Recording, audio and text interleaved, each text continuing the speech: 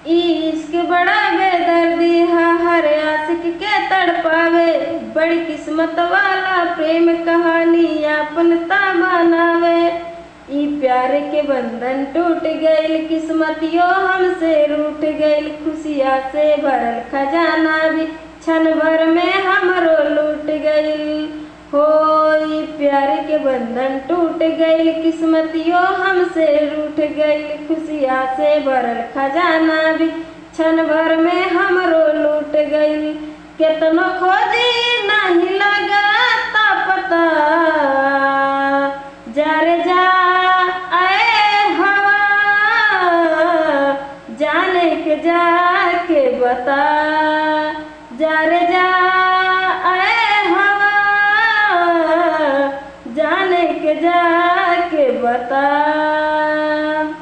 जाने भाईल बेजान टूटल सब यार मान, प्यार के हमरा कैसन होला इम्तिहान। एको पल नाही दूरी सहल जाता हो, जान के बिना नहीं रहल जाता हो। जान के बिना नहीं रहल जाता हो। नहीं उनके नहीं हमारे बखता, जा रे जा आए हवा, जाने के जाके बता। जा रे जा आए हवा,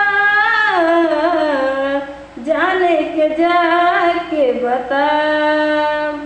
बिन पानी मछली जैसे तड़पे देखा ना दीवाना, दीवानी कहवा बड़ी नाही लागेला ठिकाना। जिंदगी भइल जहर ऐसन आइल कहर, दवा दुआ भी नाही करता असर। बिना उनका ना केहू जहां में हमार, दुख के ढाल बाटे हमरो पहाड़।